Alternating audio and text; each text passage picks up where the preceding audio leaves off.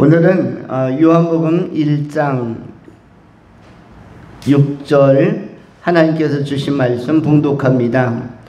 하나님께로부터 보내심을 받은 사람이 있으니 그의 이름은 요한이라. 아멘. 오늘은 요한복음 1장 6절을 통해서 하나님께 보내심을 받은 사람이란 제목으로 하나님의 말씀을 전하겠습니다. 두 가지로 본문의 말씀을 나누어서 정돈합니다. 첫 번째 겸손, 두 번째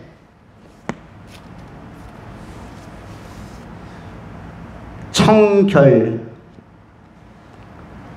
첫 번째 겸손, 두 번째 청결.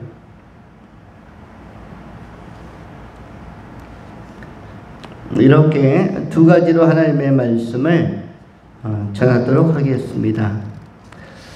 먼저 생각하는 것은 겸손에 관한 말씀입니다. 오늘 본문에 나오는 주인공 내지는 본문에서 강조되고 있는 사람은 요한이라는 사람이었습니다. 요한, 헬라의 발음으로는 이오안네스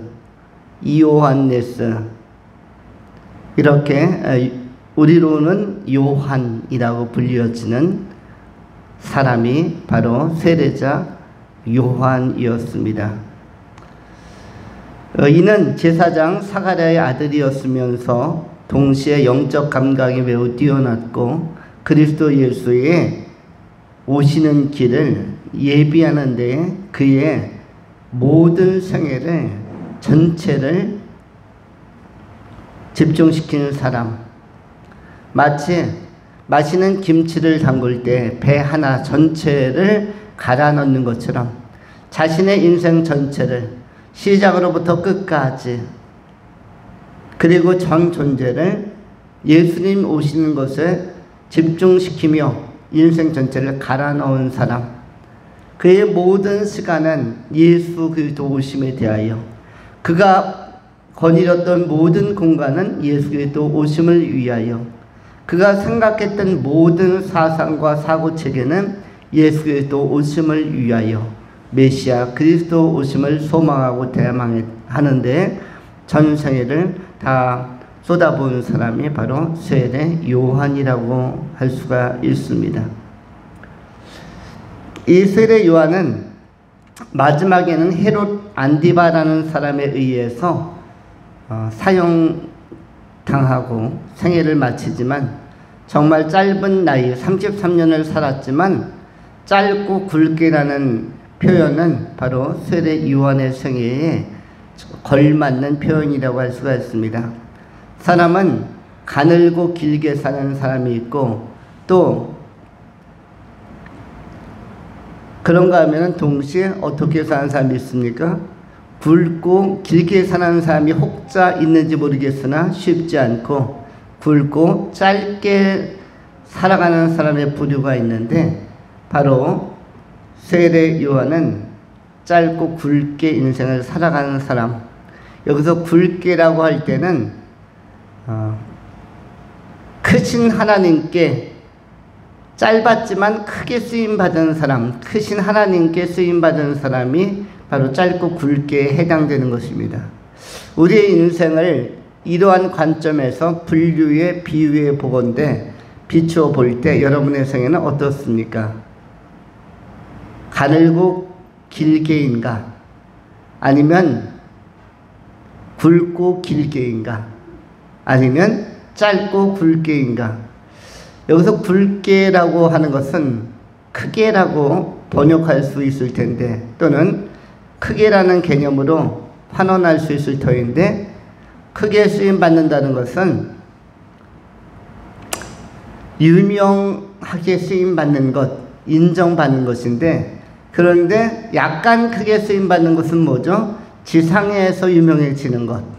지상에서 유명해지는 것은 매스컴이나 여론을 타거나 뉴스에 나오거나 또는 이웃이나 지역 사람들이 인정해 주는 것, 이것은 지상에서 유명해지는, 지상에서 약간 크게, 약간 굵게 살아가는 방식이라고 할 수가 있는데, 그러나 성경에 기록된 것처럼, 고린도 전서 1장에 기록된 것처럼 이 땅에서는 그리 유명하지 않으나, 때로는 무명한 듯하나 어디에서 천상에서 유명한 사람들이 있고 천상에서 잘 알려진 사람이 있는데, 이런 사람이야말로 약간 굵게가 아니라 제대로 굵게, 누가 봐도 객관적으로 굵고 크게 쓰임받는 사람은 천상에서, 왜냐하면 지상보다 천상은 훨씬 규모나 범위나 또 그 가운데 거주하는 그 피조물들, 하나님의 백성들이 더 많은데, 지상에 있는 백성들보다 천상에 있는 백성들이 훨씬 많은데, 그곳에서 크게 쓰임받은 사람이야말로 제대로 굵게 사는 사람이라고 할 수가 있습니다.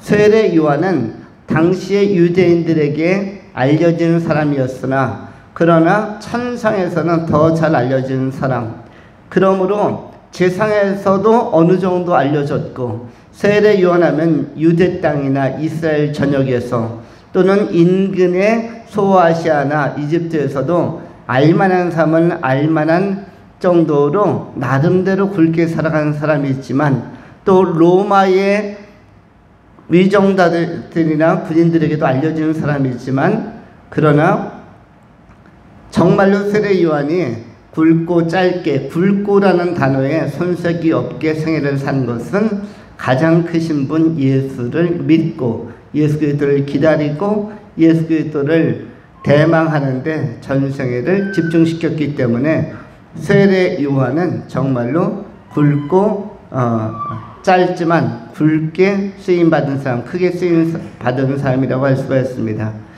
그런 맥락에서 우리들도 어떻게 살 것인가? 현재 우리들은 가늘고 길게의 삶이라면, 우리도 길게나 짧게나는 중요하지 않다. 그것은 하나님의 예정과 섭리 안에 있는 인생의 수완이지만, 그러나 가늘고가 아니라 굵고 또 크게 쓰임받는 사람, 우리는 짧고 크게이든 길고 크게이든 크게 굵게 쓰임받는 사람이어야 한다. 굵게 또 크게라는 단어는 뭘 기준으로 한다고 했죠? 하나님 나라에서 유명한 자인가 무명한 자인가, 하나님께서 인정하는 자인가 아닌가, 하나님께서 알아주는 사람인가 아닌가, 천사들에게 알려준 자인가 아닌가, 구원받은 믿음의 선배들과 선지자들과 사도들에게 알려진 자인가 아닌가, 이것이 크게 굵게를 결정하는 가늠대, 잣대, 척도라고 할 수가 있습니다. 귀신들도 한 사람의 하나님에 대한 열망과 예수 안에서의 생명과 권세에 대하여, 권능에 대하여 알아봅니다. 사도행전에서 바울이 복음을 전하고 또 사도들이 복음을 전할 때 귀신 들렸던 자가 뛰어나와서, 내가 예수도 알고 바울도 아는데 너는 도대체 누구냐? 라고 귀신이 그 마술사들을 힐난하고 책망하는 장면들도 나오게 되어집니다. 마술을 통해서 사람들을 모으고, 마술을 통해서 유명세와 지명도를 높이고, 마술을 통해서 신비적 종교 행위로 사람들에게 마치 굵게 쓰임 받는 것처럼 착시현상, 착각현상, 신기루 현상을 제시하였던 사람들이, 실제 귀신이 튀어나와서 귀신 들리는 사람이 나와서 정죄하고 책망하니까 그야말로 쥐구멍을 찾듯이 혼쭐이 나서 도망하고 또 매우 난감해하는 것들이 기록되어져 있습니다. 이렇게 귀신들도 영적인 실력, 영적인 권세를 알아본다면, 하물며 천사들이 알아볼 수 있는 능력, 순전하고 고매한 천사들이 알아볼 수 있는 능력, 귀신 이상의 능력자가 천사이고, 그들이 출발을 갔기 때문에 귀신이 알아본다면 천사도 알아보는 것이죠. 천사가 알아볼 수 있을 만큼의 영적인 권세와 예수의 생명의 능력을 보유한 확보한 성도, 또 구원받은 믿음의 선배들이 알아볼 만한 믿음의 형제 자매, 참 믿음의 사람들, 또 우리 예수님께서, 또 삼위일체 하나님께서, 성령께서, 아버지 하나님께서 인정해 주실 만큼의 착하고 충성된 존재로서의 나의 삶과 나의 신앙적 정체성이 언제나 건전하게 유지되어야 할 것입니다. 세례 요한은 이러한 측면에서 조금도 손색이 없이 정말로 온전하고 그리고 충실한 하나님의 종으로서 예수님의 이 땅에 오심을 예비하고 준비한 사람이었습니다. 광야에 나가서 자신을 겸손하게 다듬는 일도 주저하지 않았습니다. 자신을 절제하여 오직 예수 그리스도를 위한 일념을 가지고 세상적인 모든 여러 가지 가능성들을 차단하면서 오히려 예수에게 자신을 집중시키려고 하는 이러한 끊임없는 내적 결단이, 겸비한 결단이 세례 요한에게는 있었습니다. 메뚜기와 석청을 먹으면서 때로는 낙타 가죽으로, 낙타 털로 만든 옷 하나 걸치고, 요즘 현대인들은 날마다 옷을 갈아입는 사람들도 있죠. 외출할 때마다 옷을 갈아입고 하루에도 아침 저녁으로 2번 갈아입는 사람도 많고, 날마다 패션을 바꾸면서 화려하고 우아하고 멋지게 코디해서 출근하는 사람들이 많은데, 세례 요한은 불철주야 1년 4계절 1년 365일 모두 단벌 옷을 가지고 낙타 털로 약대 가죽으로 만든 옷 하나 가지고 삶을 살았는데도 불만이 없었습니다. 왜냐하면 그의 소망과 비전은 오직 이 땅에 오시는 메시아 예수 그리스도에게 있었기 때문입니다. 진정한 삶의 가치, 삶의 핵심 가치가 예수 메시아에게 있었기 때문에 여자의 후손 임마누엘 하셔서 인류를 구원하러 오시는 구원자 예수에게 초점이 맞춰져 있었기 때문에 다른 것들은, 그 이외의 것들은 그렇게 큰 비중을 차지하지 못한 것입니다. 현대인들은 반찬 투정도 많이 합니다.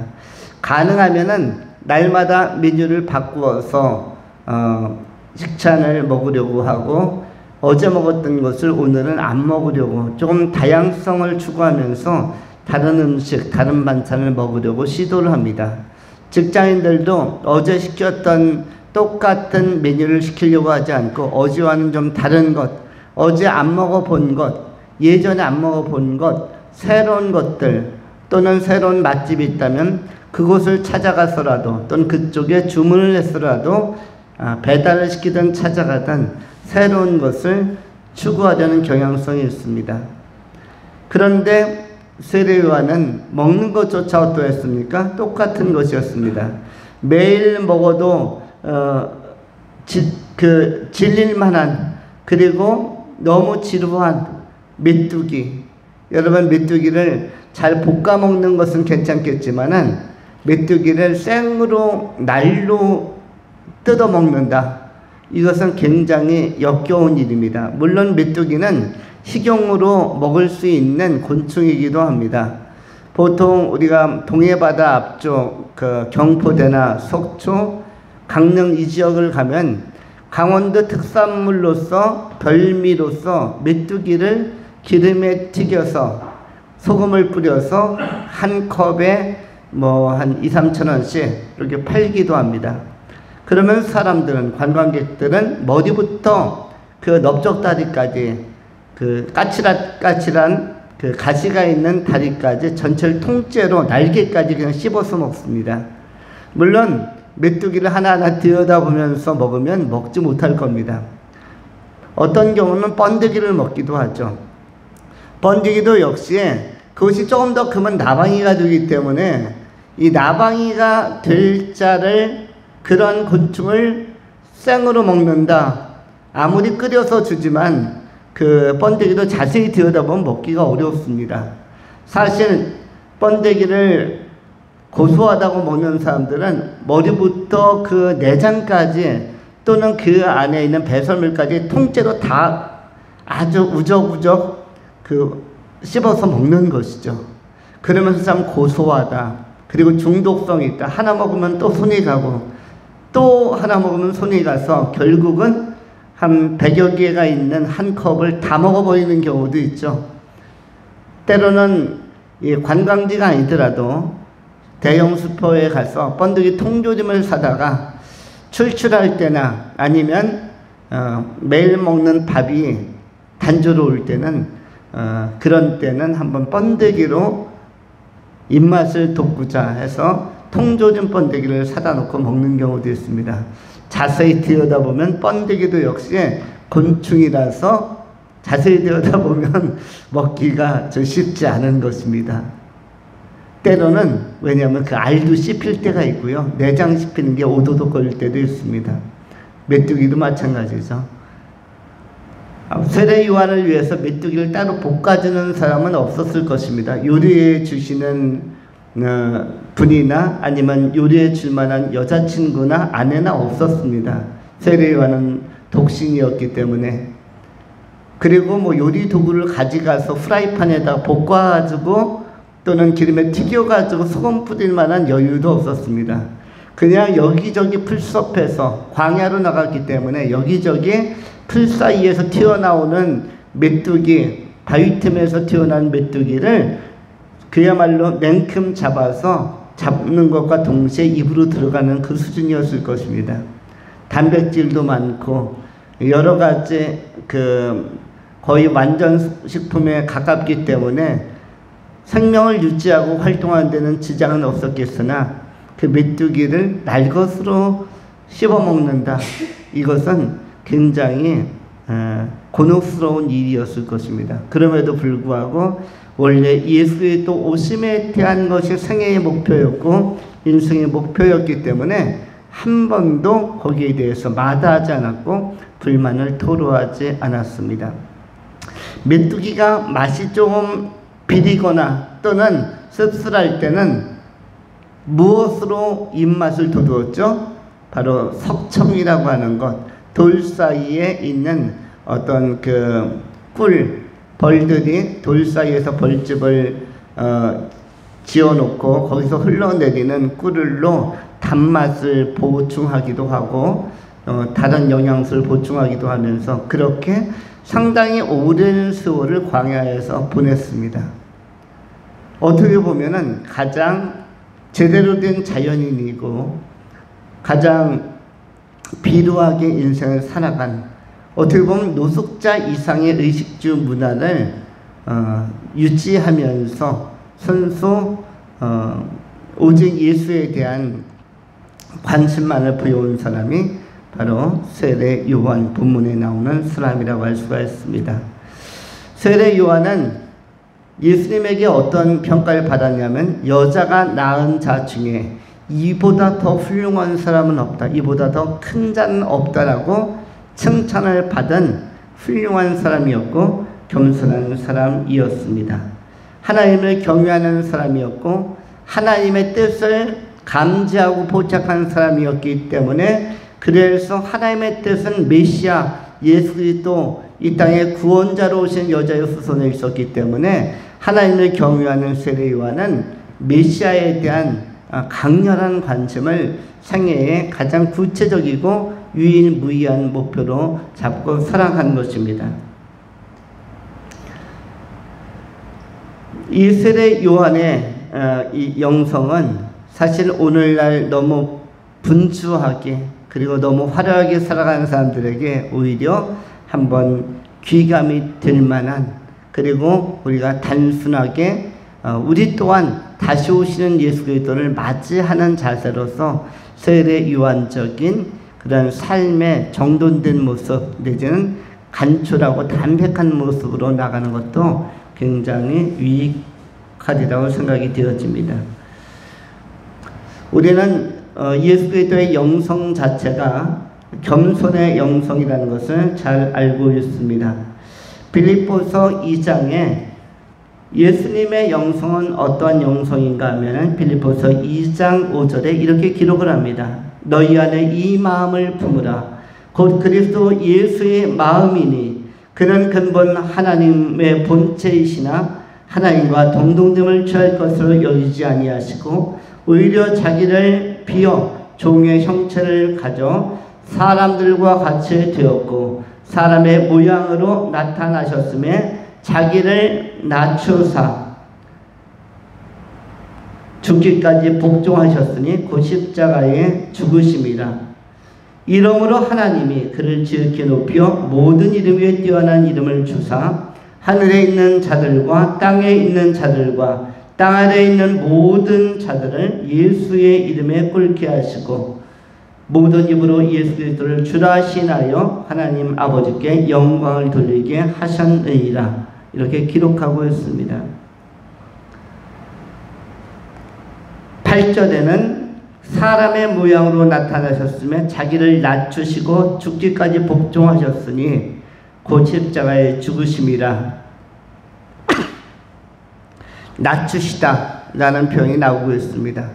낮춤이라는 것은 대등함을 포기하고 자기의 권리와 주장과 의견과 소견을 포기하고 그리고 스스로 겸손해지는 모습을 낮추는 모습이라고 그렇게 표현하는 것입니다. 겸손이라는 것은 예수 그리스도를 가장 잘 닮은 모습이고 예수 그리스도의 영성의 핵심인데 이 영성의 핵심이 바로 누구에게도 세례자 요한에게도 나타나고 있는 것입니다. 예수 그리스도를 추구하고 기다리는 사람들, 예수 그리스도에게 관심을 갖는 사람들, 예수를 따르는 사람들에게 공통적으로 나타나는 그 영성적 차원이 바로 겸손인 것입니다. 다시 오시는 예수님을 따르고 준비하고 사모하는 우리 성도님들도 역시 겸손의 영을 가져야 할 것입니다.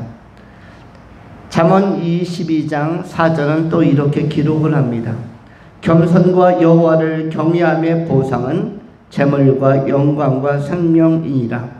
겸손과 여호와를 경외하는 함의 보상은 지상에서도 천상에서도 다양하게 나타나는데 그것은 재물과 영광과 생명이니라. 이렇게 세 가지 유형으로 소개하고 있습니다. 때로는 재물로, 때로는 영광으로, 때로는 생명으로 나타난다.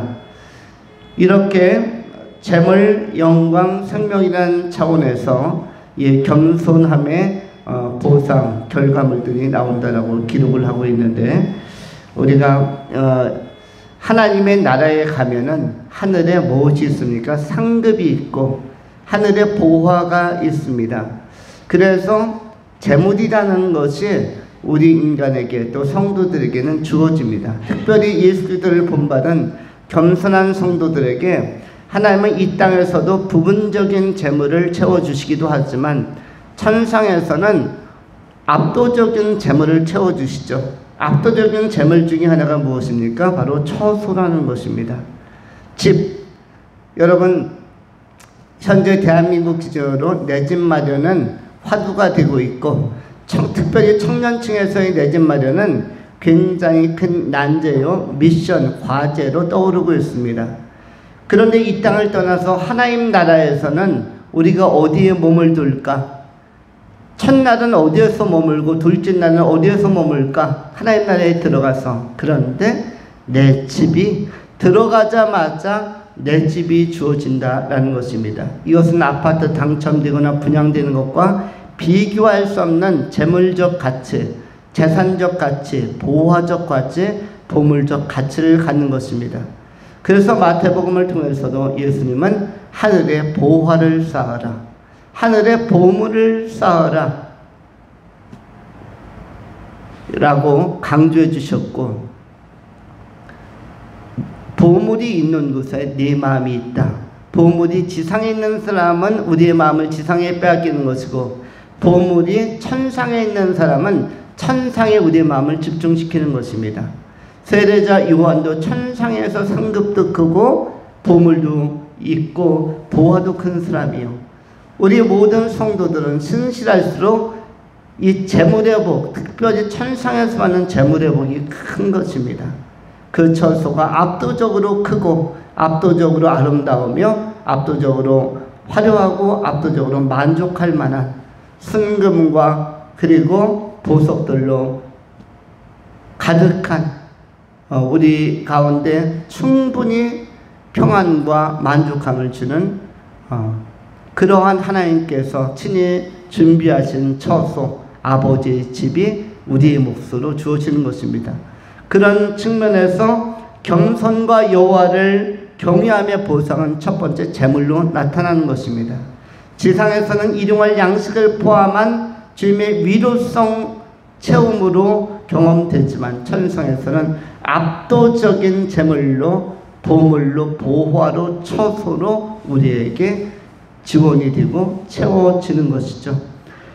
그리고 영광이라는 것은 말로 표현할 수가 없습니다. 하나님을 경외하고 하나님을 높이고 하나님을 예배하고 하나님을 증거하며 예수 그리스도를 추구하고 예수 그리스도를 추종하며 예수 그리스도의 증인으로서 삶을 살아가는 이 영광스러운 승리자의 길, 영광스러운 증거자의 길, 영광스러운 믿음의 증인의 길, 복음의 증인의 도구로 쓰임받은 것은 크나큰 영광이며 하나님께 칭찬받는 착하고 충성된 종으로서의 영원한 명성과 가치를 지니는 것, 이 영광, 그리고 영원한 의의 면류관, 그리고 썩지 아니할 영성의 면류관을 우리는 받게 되는 것입니다. 그리고 생명이라고 했는데 이 생명은 이 땅에서는 지상적으로는 어떤 것이죠? 보호받는 것. 삶의 중간에 위해받거나 단절되지 아니하고 많은 위기는 당하지만 그러나 결국은 하나님께서 우리를 쓰럼과 환난과 모든 위기와 고난에서 건져내심으로 말미암아 질병에서 건져내시고 다양한 역경 속에서 건져내셔서 우리로 정로로 걷게 하시고 여전히 강건하여 여호와를 하나님을 높일 수 있도록 보호하시는 측면의 생명이 있고 또 한 가지는 영원한 생명, 요한복음 1장에 기록되어지는 1장 4절에 나오는 그 안에 생명이 있었으니 이 생명은 사람들의 빛이라 할 때의 생명, 이른바 조에, 영원한 그리스도 예수 안에서 선물로 주어지는 예수의 생명에 참여하는, 영생에 참여하는 이 생명, 구원받고 정죄함을 받지 아니하며 천국 아버지의 집에서 영원히 거할 수 있는 성삼위 하나님과 영원히 함께 더불어서 갈 수 있는 이 영생의 차원에서의 생명, 이 교회에 참여하는 것, 이것이 바로 어떤 자의 복인감은 겸손과 여호와를 경외하는 사람의 보상이라고 잠언 22장 4절에 기록하고 있는 것입니다.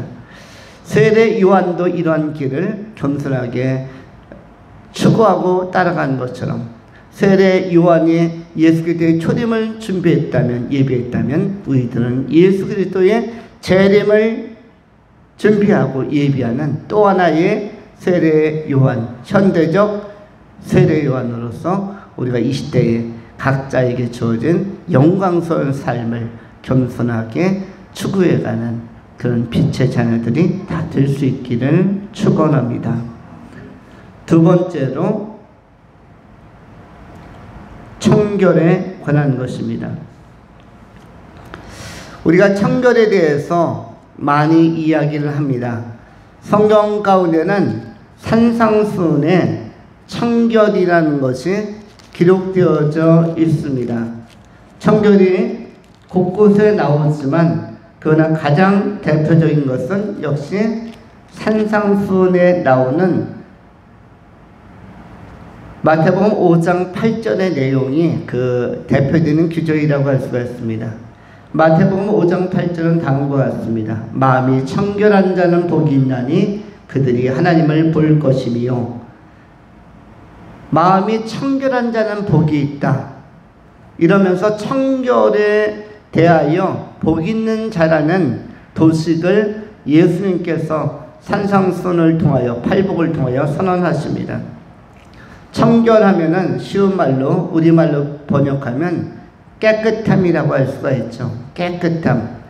그렇다면 오늘 본문에 나오는 깨끗함은 어디가 청결한 것인가? 보통 우리는 청결하면은 뭘로 연상을 시키죠? 목욕, 사우나, 샤워, 세수, 세족 이런 것들을 청결이라고 생각을 합니다. 또는 쓰레기통을 비우는 것. 그런데 본문에서 복이 있는 자의 특성은 무엇이다? 어디가 청결하다? 몸이 청결하다가 아닙니다. 본문 8절은 뭘로 시작하죠? 몸입니까? 얼굴입니까? 마음입니까? 본문 마태복음 5장 8절은 몸이 청결한 자가 아니고 얼굴이 청결한 자가 아니며 손이 청결한 자도 아닙니다. 무엇이 청결한 자는 복이 있나니? 마음이 청결한 자가 복이 있나니. 사람들은 청결하다 하면 몸이 청결하거나 얼굴이 청결하거나 아니면 청소 상태가 청결하거나 어떤 집이 방이 청결하거나 거실이 청결하거나 이런 형태로서 사회적으로 또 생활 속에서 쉽게 접근할 수 있는 측면의 청결만을 생각합니다.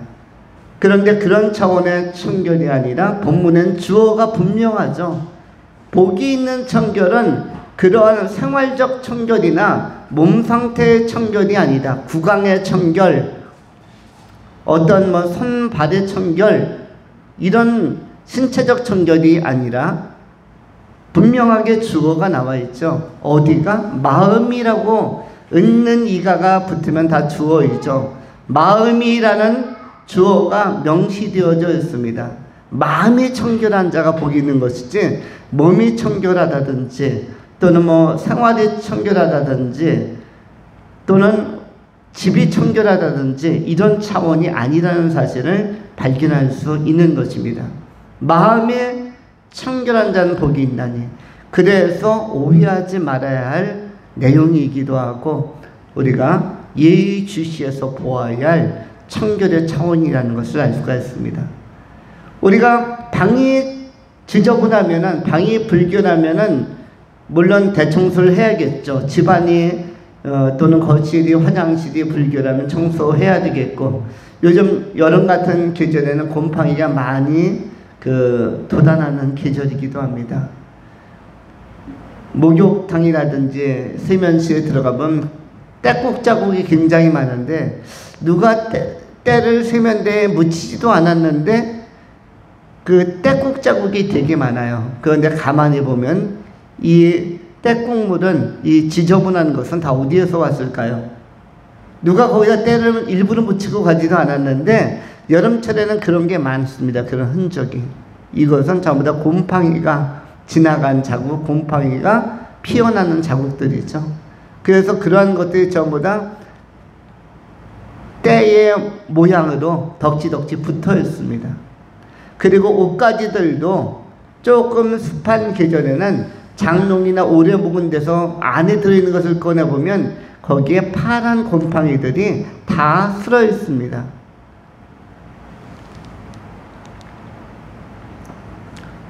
세상적인 것들에 대한 청결은 이런 것들을 털어내는 데로부터 출발해야겠죠.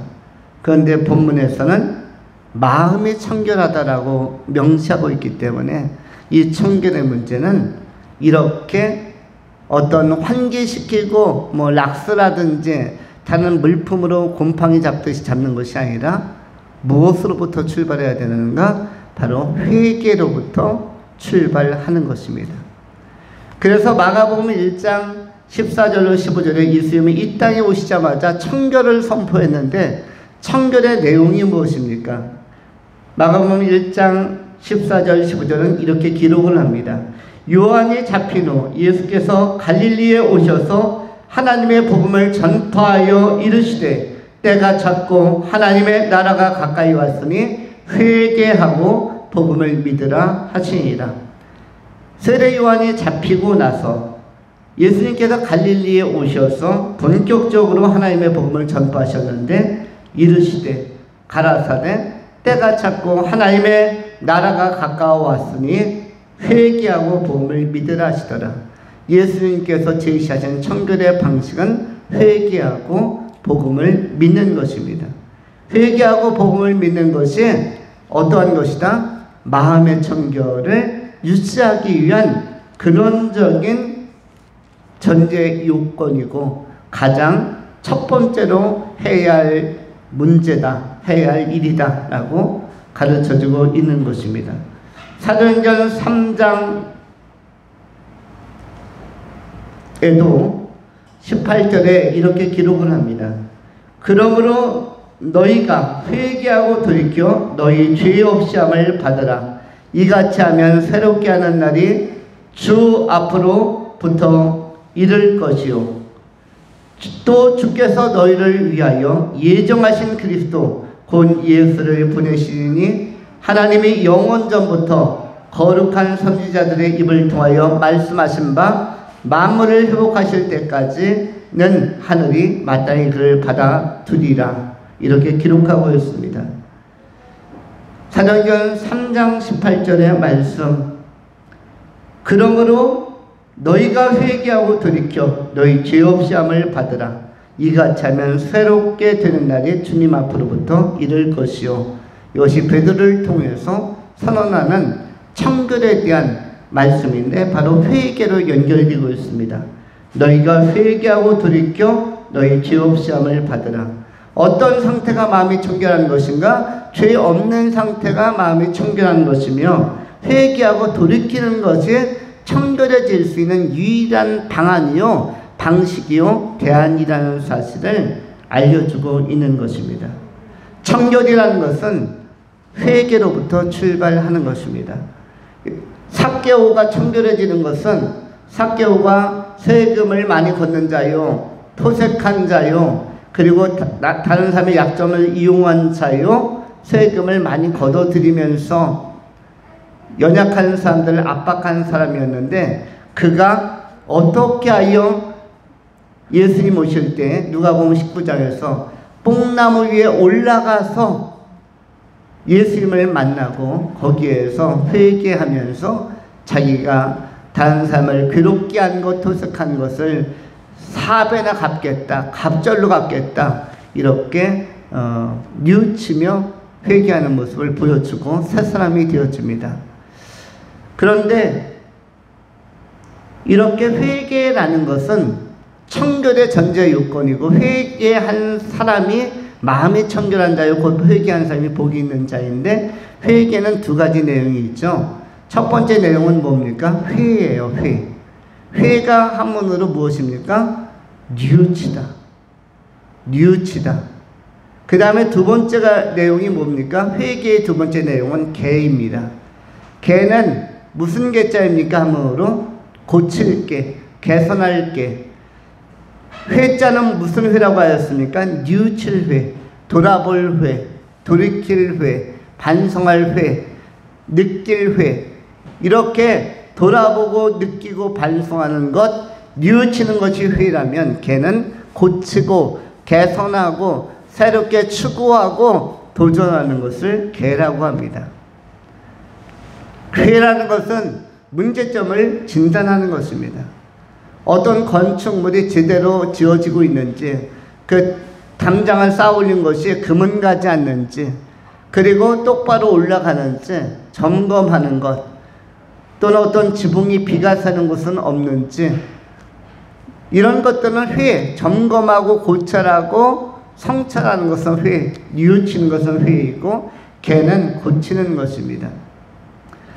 가룟 유다는 어떤 것을 한 사람이었죠? 회의를 한 사람이었어요. 뉘우치긴 했습니다. 내가 왜 메시아 예수 그리스도 구원자를, 우리 주님을, 우리의 스승을, 우리의 생명의 구주를, 하나님의 아들을 은사준양에 팔았을까? 왜 로마 병정들의, 로마의 집정관들의 유혹에 마음이 동했을까? 왜 대제사장들의 제안에 내 심령이 흔들렸을까? 왜 우리 주님을 배반했을까? 은 30냥이 뭐라고 거기에 내가 흔들렸을까? 이것은 뭐죠? 거기까지는 회예요. 뉘우치는 것, 깨닫는 것, 반성하는 것. 그런데 그렇다면은 당장 예수께 달려가서 무릎 꿇고 사죄하고, 어떻게 하면 제가 이 실수와 범죄로부터 돌이켜서 죄사함 받고 구원받고 진정한 예수님의 제자, 하나님 나라의 도구로 쓰임 받겠습니까? 천국에 어떻게 들어가겠습니까? 라고 예수님을 찾아가야 되는데, 오히려 낭망하여 절망하여 괴로워하다가 어두운 데로 들어가고 또 들어가다가 그야말로 사도행전의 일화에 의하면 자살해서 죽는, 자결해서 죽는 쪽으로 가는 여자가 인생의 비참한 결론을 맺고 맙니다. 이렇게 자책하다가 개 쪽으로 개선하고 도전하고 대안을 찾고 새로운 방향을 모색하고 나의 죄된 것을 만회하기 위하여 다시 마음을 새롭게 하여 뜻을 정하여 주께로 나아가려고 하는 결단적으로 가지 아니하고, 예수께 상담하지 아니하고, 가룟 유다의 활동 시기는 이미 예수님께서 살아계시고 얼마든지 만날 수 있음에도 불구하고 스스로 침륜에 빠져서 어둠에 빠져서 자기의 그 내면 세계에 몰입하다가 정죄감에 빠져서 자살하고 마는 이런 아픈 결과를 가져옵니다. 거기에는 구원이 없는 것이죠. 거기에는 책망과 심판이 있는 것입니다. 우리는 또 다른 예로서 베드로를 생각하죠. 베드로는 밤이 맞을 때에 그야말로 예수님께서 제사장들의 법정에 끌려가서 신문당하고 옥에 갇혔을 때에, 감옥에 수감되었을 때에, 그때 한 여종이 와서 너도 저 예수와 함께 따라다니며 복음을 듣고 배우고 전하던 자가 아니냐? 너도 한 무리가 아니냐? 예수와 한 그룹이 아니냐라고 고발하니까 바로 부인하면서 3번을 부인하죠. 나는 아니다. 나는 그런 일이 없다. 나는 그럴 리가 없다. 난 아니야를 외치는 사람이 베드로였죠. 3번이나 예수를 부인했었지만 그가 언제 요한복음 21장에서 예수님께서 디베라 바닷가에 찾아오셨을 때에 그야말로 밤이 맞도록 물고기를 잡으려 하였으나 물고기를 한 마리도 잡지 못했죠. 헛그물질만 하다가 빈 금을 거두고 이제 허탈해서 돌아가려고 할 때, 그때 누가 바다에 선 것을 보게 되었습니까? 예수께서 바다 가운데 서 계신 것을 보고 주시다 하고, 주님 예수께서 저기 계시다, 부활하셨다, 이렇게 발견하고 고백하면서 겉옷을 두르고 벗고 있다가, 그야말로 어부들은 바다에서는 벗죠. 이번 여름 서연에도 바닷가에 가면 대부분 사람들이 겉옷을 벗어 붙이고 들어가려고 합니다. 그런데 베드로는 바다에서 벗고 있다가 오히려 겉옷을 두르고 옷을 입고 예의를 갖추고 물로 바다로 뛰어내립니다.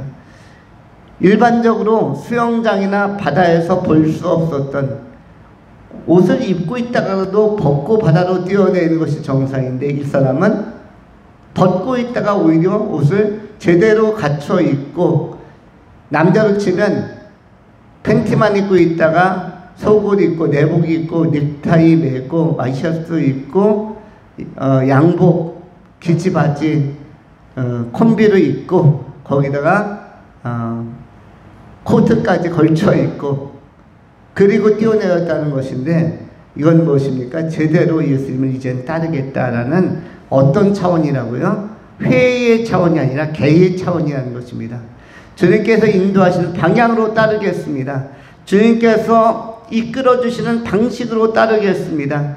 그것이 아무리 험난한 길이라 할지라도 정녕 이제는 배반하지 아니하고 부인하지 않고 주님께서 순교를 명하시면 제가 순교를 할 것이며 주님께서 로마로 가라고 하시면 로마로 갈 것이며 그 아골골짝 빈들에 가라 하시면 제가 거기로 가겠습니다. 그래서 제가 이제는 예의를 갖추고 제대로 마음에 무장하고 옷을 갖춰 입었습니다. 이것이 바로 베드로의 개의 면모를 보여주는 그런 한 단서라고 할 수가 있습니다. 사도 바울도 마찬가지입니다. 사도행전 9장에서 예수님을 믿는 그리스도인들을 박멸하고 핍박하러 시리아의 다마스커스로 가다가 거기에서 예수님께서 영적으로 나타나서 환상 중에서 사울아 사울아 네가 어찌하여 나를 핍박하느냐 주여 니시 오니까 나는 네가 핍박하는 예수라. 예수 그리스도를 만나면서 거기에서 무릎을 꿇고 회심한 것으로 끝나지가 않죠. 아나니아를 만나서 안수받고 눈에 비늘이 떨궈져 나가고 그리스도 안에서 새로운 세계 새로운 복음에 대하여 배우고자 하고 갈라디아서 2장에 의하면 아라비아로 건너가서 3년에 걸친 이 말씀 공부를 시작합니다. 복음에 대한 공부를 진지하게 시작하고 진지하게 배우면서 신학적 체계, 신앙적 체계를 추구하고 이런 진지하게 복음을 깨닫고자 하는 세상적 지식, 유대적 지식은 가말리엘로부터 유명한 스승으로부터 많이 습득한 로마에서도 많이 기초학문, 초등학문을 습득한 바울이 아라비아로 가서 자기의 허무한 생각들과 세상적 생각, 세상적 지식을 다 내려놓고 이제는 그리스도를 배우고 그리스도 안에서 복음의 능력을 살려고 고치려고 하는 결단을 하게 되는 것을 보게 되어집니다. 은혜 조금 받았다고 바로 내가 복음을 전한다 이런 쪽이 아니고 은혜 조금 받았다고 내가 대단한 삶이 되는 것처럼 간증하러 다니지도 아니하고 자기를 진지하게 내려놓고 자기가 수십 년 동안 추구하고 잘못 기초를 쌓았던 옛 과거를 청산하고 새롭게 신앙적 체계를 쌓으면서 사도로서의 그리스도를 위한 증거의 준비를 해나가는 것을 보게 되어집니다. 이런 것을 개라고 이야기하는 것입니다. 고치고 개선하고 추구하는 것입니다.